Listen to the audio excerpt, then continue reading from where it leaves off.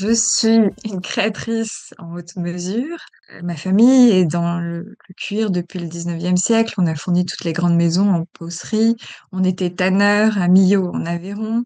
Arrière-grand-mère corsetière, une autre modiste qui faisait des chapeaux et des robes de mariée, pas très loin de chez moi, à Paris, et qui se fournissait au bon marché. Moi, dès l'âge de 8 ans, j'ai voulu créer. J'étais vraiment mordue de dessin, de création. Et à l'usine de la famille, on me dit, veux-tu créer quelque chose? On va te le réaliser. Donc mes dessins ont été réalisés. J'ai eu cette chance et je me suis dit, un jour, cette chance, je l'offrirai aux autres. Voilà. J'ai fait du droit et des sciences politiques. J'ai commencé un doctorat en droit médical sur le corps humain. Pourquoi le corps humain? Parce qu'en fait, toute petite, à l'école, j'ai été discriminée par, ma morphologie. J'étais toute menue et j'étais exclue des jeux, et cetera, du fait que j'étais différente. Et très vite, dès, le jardin d'enfants, hein, je vous parle de ça à la maternelle, je me suis dit: «Mais pourquoi finalement notre enveloppe nous conditionne au rapport aux autres?» Parce que finalement, ce qui compte, c'est ce qu'on est à l'intérieur, c'est la morphologie, tout ça. Bon, on en hérite, mais c'est une enveloppe. En parallèle de mes études, depuis que j'ai l'âge de travailler, j'ai travaillé dans les maisons de couture, en tant que petite main, en tant que commerciale, en tant que mannequin, j'ai en fait parcouru, tout, on va dire, l'écosystème de la mode. Et puis, finalement, au bout d'un an d'exercice en droit, j'ai été généalogiste successorale. Heu, Ça m'a pas du tout passionnée. Je me suis faite licencier et au bout de 9 mois, le temps d'une gestation, j'ai créé ma maison de couture. On m'a présenté madame Kerven qui a accepté d'être ma marraine et j'ai fait mon premier défilé avenue Montaigne. J'ai commencé par habiller les femmes en sur-mesure pour redonner à leur corps, quel qu'il soit, le droit à l'élégance, hein. C'est bien évidemment pour moi le corps qui est au centre du vêtement et non l'inverse. Cela fait des siècles maintenant que le corps est torturé, mis à mal. J'ai décidé de mettre ma création au service de ma philosophie. Donc le corps humain respecté tel qu'il est par le vêtement et non l'inverse. En parallèle de ma maison de couture, j'ai toujours travaillé dans les maisons. Comme je disais, j'ai poursuivi cela, donc j'ai eu souvent plusieurs, plusieurs vies en parallèle pour arriver à mes fins. J'ai continué en parallèle de tout cela à compiler une bibliographie en anthropologie biologique, anthropologie sociale, anatomie du corps appliquée à l'anatomie du vêtement. Donc ça regroupe à la fois les sciences dures et donc la biologie, la biométrie et les sciences sociales, les sciences molles. Et j'ai écrit un cours sur le corps à 360 degrés, donc issu de cette bibliographie et toutes ces réflexions. Je l'ai proposé à S-Mode Paris, qui a accepté mon contenu. J'ai enseigné d'abord en première année, puis en master. Et en parallèle de ça, j'ai proposé un contenu, celui-ci adapté, aux écoles primaires. J'ai appelé cette conférence c'est pas moi, c'est l'autre. Mais l'autre, finalement, c'est moi. Et puis collège et lycée, en orientant mon propos sur les réseaux sociaux et tout ce que ça peut engendrer par rapport à l'image de soi, du corps, etc. Quand on fait de la recherche, on veut toujours se perfectionner. Je vais au musée de l'Homme, où il y a une bibliothèque fabuleuse sur les questions de l'anthropologie. Je cherchais quelque chose de global sur la morphologie humaine, recensant bien sûr les variations dans le monde.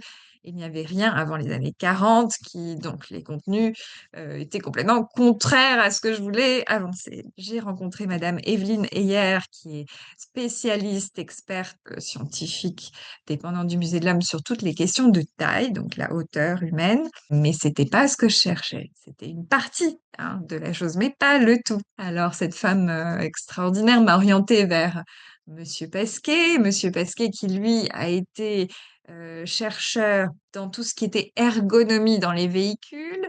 Lui aussi, il avait sa spécialité, mais encore une fois, c'était pas ce que je cherchais. Et là, il m'a dit, attendez, on va vous présenter au directeur des collections qui, lui, dans son métier, archéologue et médecin spécialiste des maladies tropicales, donc Alain Froment, qui a parcouru le monde et qui a mesuré beaucoup, il aurait peut-être des éléments pour vous. Donc, je rencontre Alain Froment, un homme extraordinaire, dont en plus j'avais utilisé les images sur France 5 pour les enfants. Donc, je le connaissais avant qu'il ne me connaisse. Donc, ça a été une magnifique rencontre. Et là, il est parti avec moi sur le projet de créer une bibliothèque numérique de la morphologie humaine au niveau mondial, dans l'idée de promouvoir la tolérance envers l'autre. En parallèle de tout cela, donc j'ai continué ma maison de couture, vous vous en doutez, et j'ai créé le service sur mesure au bon marché qui n'existait pas. Donc depuis 5 ans, je crée pour la femme du vêtement de jour jusqu'à la robe de mariée. Vous avez le prêt-à-porter. Le prêt-à-porter, c'est ce que tout le monde peut acheter en boutique et repartir avec. Voilà. Prêt-à-porter qui représente la majeure partie de l'activité de ce secteur. Ensuite, vous avez en parallèle du prêt-à-porter le sur-mesure, là où j'interviens. Dans le sur-mesure, il y a aussi plusieurs activités. Il y a ce qu'on appelle le demi-mesure ou la grande ou la haute mesure. Qu'est-ce que c'est? Donc le semi-mesure, c'est quand vous allez par exemple, et c'est encore le cas pour les hommes, chez le tailleur, vous avez des vestes, des pantalons à disposition qui sont pas à emporter, puisque c'est pas du prêt-à-porter, mais c'est des pièces que vous allez pouvoir essayer. Vous allez pouvoir choisir un tissu, vous allez pouvoir choisir les boutons, vous allez pouvoir choisir le fil de votre boutonnière pour personnaliser votre commande. Et le tailleur va venir prendre vos mesures, mais le modèle existe déjà. D'accord? Donc ça, c'est du demi-mesure, parce que il n'y a pas de création à l'origine du vêtement que vous allez prendre. Il existe. En grande ou en haute mesure, et c'est là où je suis, vous n'avez absolument rien. C'est-à-dire que vous venez avec vos idées ou sans idées, mais en tout cas un projet de vêtement à faire réaliser. Et avec le créateur, vous allez échanger pour arriver à quelque chose qui vous convient, qui vous plaît. Donc, on part vraiment du croquis. Ensuite, on fait ce qu'on appelle un patronage. Vous avez certainement vu ces empiècements papier qu'on applique sur le papier, on coupe, on tourne, voilà, pour monter ensuite le tissu. Une fois qu'on a fait le patronage, on fait ce qu'on appelle une toile dans un vêtement en coton, qui permet de régler sur la personne vraiment tous les détails de la coupe.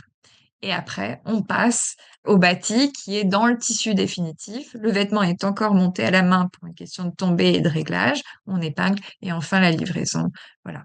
Donc, c'est ce procédé que je viens de vous expliquer en grande mesure. Il s'applique également au prêt-à-porter.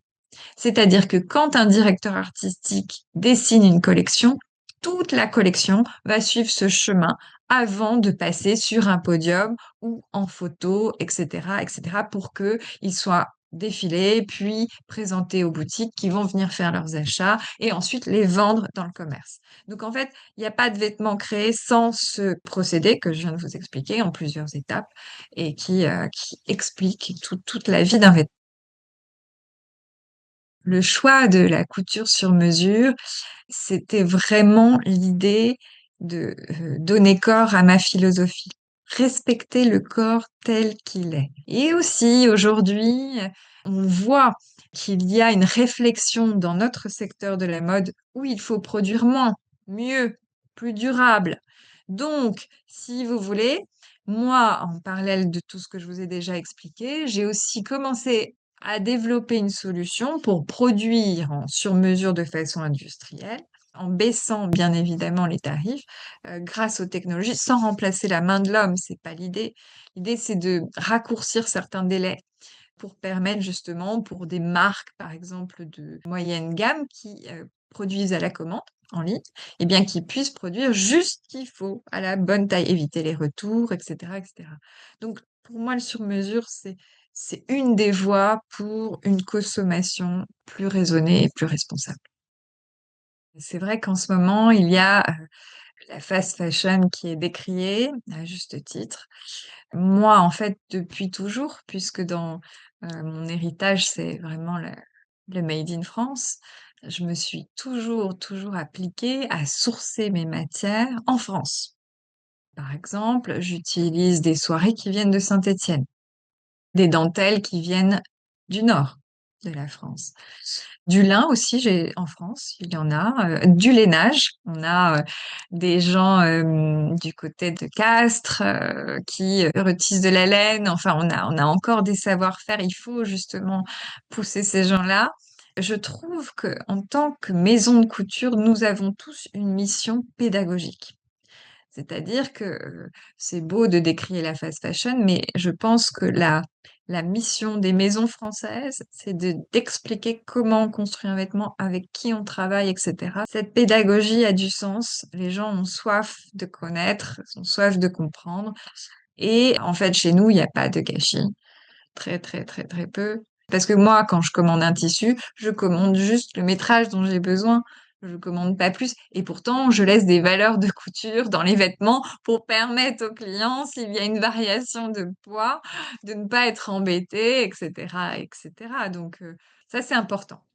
Le vêtement et le corps, c'est une longue histoire. Une histoire d'amour, une histoire aussi de contrainte, une histoire de respect et aujourd'hui un peu plus délicate. Quand je parle d'une histoire de contrainte du corps pour nos sociétés occidentales, c'est au temps de la Renaissance, Catherine de Médicis, qui a été la première à souhaiter un corset en métal, s'inspirant des plastrons en métal que portaient les Romains. La reine Margot a pris la suite et comme on sait à l'époque l'influence des reines sur la population, beaucoup ont suivi jusqu'à ce que ça rentre vraiment dans les mœurs et les pratiques. Les enfants portaient des corsets, garçons et filles, dès le plus jeune âge, puisque on considérait que la forme du bébé en forme de larve en croissant, c'était la forme du diable, donc il fallait tout de suite le redresser. Donc ce rapport au corps contraint, il ne date pas d'hier. C'est quelque chose que nous avons intégré au fil des siècles comme quelque chose de normal. Alors que si on regarde les statues grecques ou romaines ou les peintures égyptiennes, on voit les corps beaucoup plus libres. Même au Moyen Âge, il n'y avait pas tant cette contrainte du corps. On voit qu'ils étaient vêtus de grandes robes, hommes et femmes d'ailleurs, hein, c'était très très fluide, peut-être un peu plus lourd en termes de tissu parce que le climat était rude, mais on n'avait pas cette contrainte du corps qui est apparue à la Renaissance. Donc de la Renaissance jusqu'à la fin du 19e siècle, où les corps se sont libérés grâce alors à plusieurs facteurs.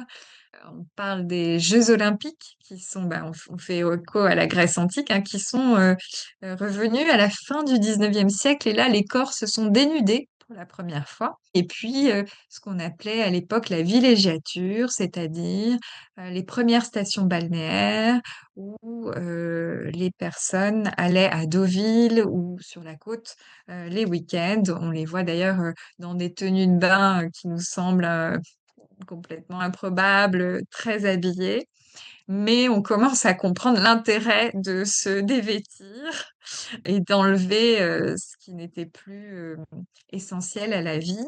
Ensuite, eh bien, la guerre aussi, la Première Guerre mondiale. Les femmes ont dû quitter des vêtements trop encombrants, ne permettant pas le travail, puisque ces messieurs étant sur le front, ces dames devaient travailler, et donc le corps a dû se libérer de ces vêtements trop contraints. En 1899, Hermine Cadol a créé le soutien-gorge et donc a libéré du corset. On voit dans les magazines de mode de la fin du 19e siècle les premières campagnes de sensibilisation pour arrêter le port du corset, provoquant notamment des descentes d'organes, etc., etc. Aujourd'hui, le corps contraint par le vêtement n'existe plus, on peut dire, mais d'une certaine façon, par ces grilles de taille qui correspondent peut-être dans les grandes lignes à une majorité et finalement à personne. Il y a encore ce vêtement un peu dictat qui est là, mais l'image, le poids de l'image et du corps parfait, selon les canons de beauté et les époques, a pris le pas aussi sur ce dictat.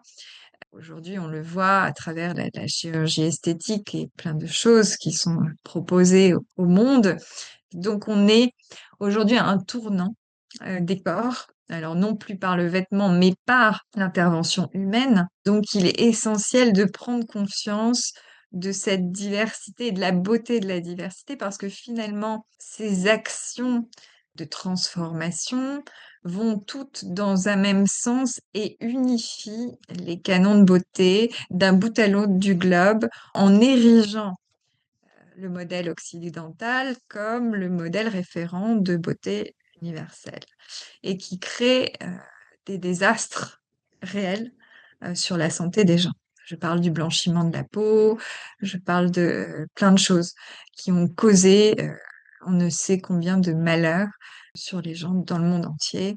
C'est très délicat à évoquer parce que la notion du beau elle diffère tellement de part et d'autre du globe. Mais aujourd'hui, quand même, avec la mondialisation, il y a cette tendance à unifier les critères de beauté et finalement à faire disparaître les spécificités de chaque culture, de chaque variation géographique, puisqu'aujourd'hui, on ne parle plus, et ça c'est le Musée de l'Homme qui me l'a enseigné, on ne parle plus d'ethnie, mais on parle de variation géographique pour expliquer la variation humaine. Effectivement, c'est la géographie qui détermine le type humain. On parlait du corps contraint, on est arrivé jusqu'à la diversité humaine. On ne peut pas évoquer l'un sans l'autre. Je pense que les deux sont liés. Voilà. En fait, pour que les personnes se sentent bien, il faut qu'elles décident d'aller vers ce qui leur correspond vraiment. À savoir, on n'a pas besoin d'avoir 1000 choses dans son placard pour être bien. On a besoin de quelques pièces, de quelques essentiels. J'avais un ami qui me disait que sa mère, qui était bien âgée, chaque année regardait son placard et disait, ça, je l'ai pas porté depuis un an. Allez, je le donne. Tout ce que je n'ai pas porté pendant un an, je ne l'ai pas mis, ça veut dire que je ne le mettrai pas. Donc, ça me permet de faire un tri.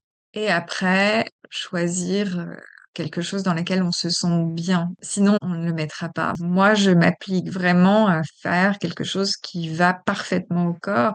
J'ai même eu des hommes qui se redressaient dans mes vestes. J'en ai un qui m'a dit, mais Claire, je ne veux pas que l'été arrive, je vais plus avoir mon manteau et toutes les femmes me regardent avec mon manteau et je me tiens droit. J'ai une autre cliente qui m'a dit, mais Claire, quand je mets ta veste, je gagne tous mes contrats parce que j'ai de l'assurance. J'ai de l'assurance. Je sais que cette veste, c'est moi. Elle va me faire gagner. Il y a comme une seconde peau, en fait. Je prêche pour ma paroisse, bien évidemment, mais je pense qu'il faut aller à l'essentiel. Mon grand-père disait, allège ta barque et conduis-la vers l'essentiel. Il avait bien raison. Et aller vers l'essentiel en tout point et de se vêtir de ce qui nous ressemble, c'est très important. Je repense à une de mes assistantes qui avait un problème alimentaire, qui se privait donc de s'alimenter. Et lorsqu'elle est venue chez moi, je ne l'ai pas considérée comme quelqu'un de différent. Et au fur et à mesure de cette expérience, elle a vu comment je traitais mes clients, quel était le rapport au corps que j'essayais de transmettre, libératoire quelque part. Elle a commencé à évoluer dans son rapport à elle-même.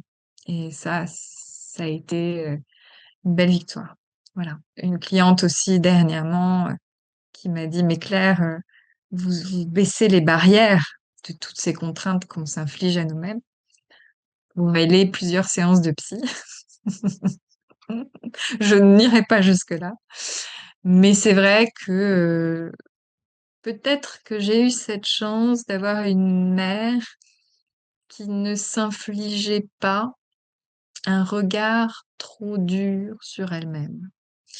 Et en cela m'a permis d'avoir cette paix, même si elle a quand même ses complexes, elle me l'est dit, mais sans jamais en avoir fait des cas et voilà. C'est comme ça, voilà. C'est comme ça. Bon. Et alors, ça n'empêche pas de vivre, etc. En fait, c'est cette paix que j'essaye de transmettre, que j'ai reçue. C'est difficile parce que quand je vois certaines clientes qui ont du mal avec ça, je le vis avec elles. Une fois, j'étais à court de mots.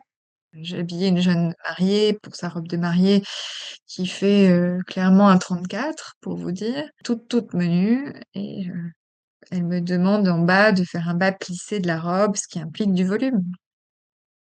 Et quand on fait l'essayage, elle me dit non, je me trouve grosse, etc. En fait, j'étais à court de mots, j'arrivais plus. Donc je suis partie dans mon atelier, respirer pour mieux revenir, pour éviter de perdre mon calme, parce que je me dis mais c'est pas possible, elle est absolument magnifique, je ne vois pas ce qui va pas. Et c'est dur, en fait, c'est dur à vivre les gens qui ont ce rapport dur à eux-mêmes. Les gens autour ont aussi vivent cette dureté. Et j'arrive à nouveau dans mon espace de showroom et elle se retourne vers sa mère et elle lui dit, tu vois, maman, t'as toujours été complexée par tes hanches. Eh bien, moi, je le suis aussi. Et c'est là que j'ai pris toute l'importance de ce regard sur soi qui retentit sur les autres. Je vous invite à essayer de cultiver cette paix avec vous-même pour la donner aux autres.